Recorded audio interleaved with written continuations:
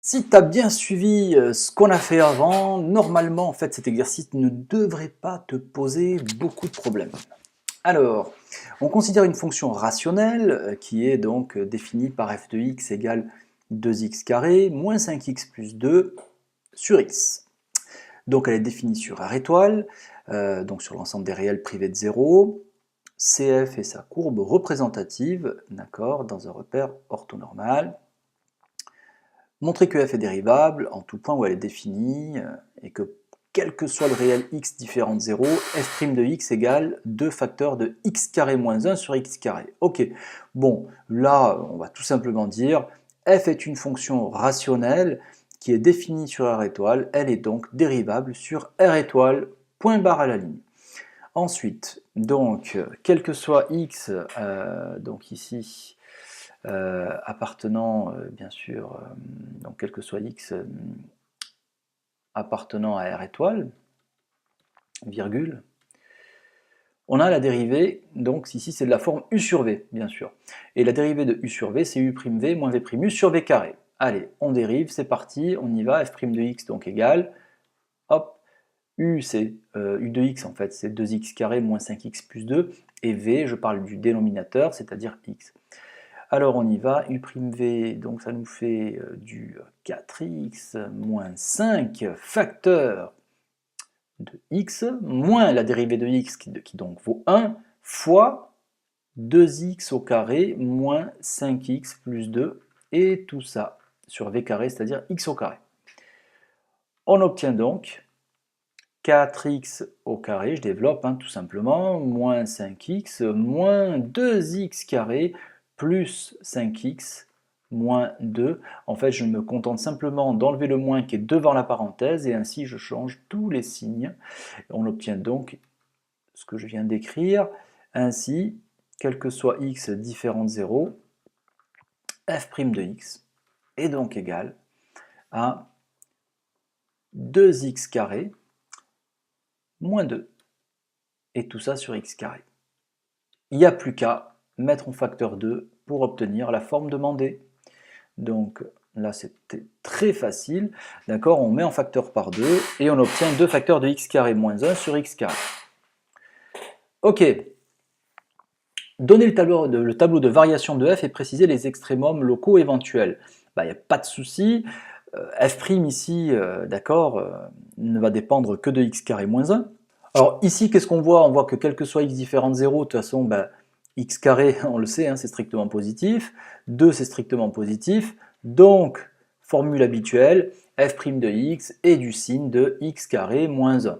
Ok, bon, je ne reviens pas là-dessus, c'est très facile. X carré moins 1 a deux racines, qui sont 1 et moins 1. Okay, donc par conséquent, je vais pouvoir les intégrer dans un tableau. Entre les racines, je sais que x carré moins 1 sera négatif, puisque c'est du signe de 1 qui multiplie x carré.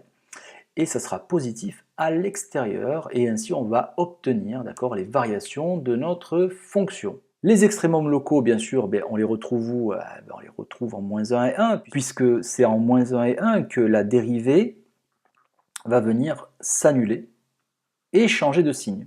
D'accord? Et changer de signe. Elle passe du plus au moins, et ici du moins au plus. Donc on pourra donc dire qu'en moins 1, d'accord, il n'y a pas de souci, on pourra donc dire qu'en moins 1 et 1, on a des extrémums locaux. Troisième question. On vous demande de résoudre f de x égale 0 et d'interpréter graphiquement.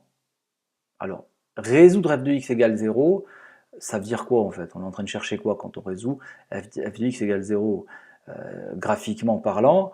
En quelles abscisses la courbe coupe l'axe des abscisses? D'accord? Déterminer en fait les solutions de f de x égale 0 revient à déterminer les abscisses des points où la courbe coupe l'axe des abscisses, tout simplement. Okay, donc on va résoudre ça rapidement. Donc on résout f de x égale 0, c'est parti. Donc dire f de x égale 0, alors n'oubliez pas qu'on travaille sur R étoile, d'accord? Donc dire que, donc je l'écris ici par exemple, donc sur R étoile, f de x égale 0, c'est équivalent à dire quoi? Tout simplement que le numérateur vaut 0. J'ai rien à dire, j'ai rien besoin de dire sur le dénominateur, c'est-à-dire je n'ai pas besoin de préciser qu'il doit être différent de 0 puisqu'on le sait, d'accord? On le sait déjà puisqu'on travaille sur un intervalle où il est différent de 0, donc il n'y a pas de problème. Donc ici, en fait, on trouve un delta qui est égal à 9, d'accord? Et on a donc deux racines qui sont 0,5 et 2. Ok? Donc soit x1 égale 0,5, soit deuxième racine x2 vaut 2. Donc, interprété graphiquement, ça veut dire qu'au point d'abscisse 0,5 et au point d'abscisse 2, la courbe, d'accord, vient couper l'axe des abscisses. Ok? Et ça se vérifie, regardez que vos résultats correspondent à la calculatrice. Je le répète encore, tout ce qui est vérifiable, vérifie-le. Tout ce qui est vérifiable, vérifie-le. Tout ce qui est vérifiable, vérifie-le. Donc ici, en fait, on voit en fait le sens de variation, d'accord. On voit que ce qu'on a trouvé au niveau des résultats, voilà, a l'air de correspondre, hein, d'accord. Donc croissant puis décroissant, voilà. Ici en -1, 1, non défini en 0, d'accord. Décroissant puis croissant, d'accord. Donc il n'y a pas de souci. Donc les résultats ont bien l'air de correspondre. Voilà, donc, et ici, donc on voit bien que dans la partie en fait, de la courbe qui vient couper l'axe des abscisses, celle donc la partie du haut en fait, je vois que voilà, les résultats ont aussi l'air de correspondre, puisqu'en 0,5 et en 2, elle vient donc couper l'axe des abscisses. Donc c'est super important, d'accord, de bien vérifier à chaque fois, d'accord, que les résultats sont cohérents. C'est vraiment très important, je vous assure. Vous pouvez être amené à faire des erreurs de calcul, des choses comme ça. En vérifiant en fait vos résultats, vous pouvez tout de suite voir des fois que vous êtes complètement trompé et reprendre et pas vous en apercevoir tout à la fin de l'exercice. Ok? Ok, donc si je reviens à mon exercice maintenant, donc on nous demandait de déterminer les points de CF pour lesquels CF admet une tangente parallèle à la droite d'équation y égale moins 6x. Bon, normalement, si tu as bien compris ce qu'on a fait jusqu'à maintenant, écoute, cela revient à résoudre quoi? À déterminer en fait les solutions de l'équation f' de x égale moins 6, tout simplement. Allez, on y va. Donc f' de x égale moins 6, c'est équivalent à dire que 2 facteurs de x carré moins 1 sur x carré égale moins 6. On va résoudre bien sûr sur R étoile, hein, bien sûr. Donc ceci est équivalent à dire que 2 facteurs de x carré moins 1 est égal à moins 6x au carré. Voilà, tout simplement. Donc on travaille sur R étoile, donc il n'y a pas de problème pour l'équivalence. C'est équivalent, tout ceci, à dire que 2x carré moins 2 égale moins 6x au carré. Ce qui est équivalent à dire que 8x au carré est égal à 2, équivalent à dire que x carré égale 2 huitièmes, qui vaut 1 quart. Ceci donc est équivalent à dire que soit x égale moins 1 demi, soit x égale 1 demi. Ok? Alors entre temps je peux le mettre, mais parce qu'en fait ça veut dire que x égale racine de 1 quart, ou bien x égale moins racine de 1 quart, ce qui nous fait 1 demi ou moins 1 demi. Voilà. Donc ça veut dire quoi? Je suis certain, d'accord? Puisque maintenant, moi j'ai trouvé que x égale moins 1 demi et x égale 1 demi. Ça veut dire donc que f' de moins 1 demi vaut moins 6. Et f' de 1 demi égale aussi moins 6, d'accord? Donc je suis sûr et certain, d'accord? Ok, que au point d'abscisse moins 1 demi et 1 demi, les tangentes qu'on va tracer à CF, elles auront un coefficient directeur qui vaut moins 6. Et que par conséquent, elles seront donc parallèles à la droite d'équation y égale moins 6x. Ok?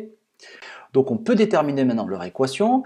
Alors je vais le faire pour la première un petit peu dans le détail. Donc y égale du coup donc la tangente au point d'abscisse moins 1 demi à la courbe CF, c'est f' de moins 1 demi, facteur de x moins 1 demi, donc ce qui nous fait x plus 1 demi,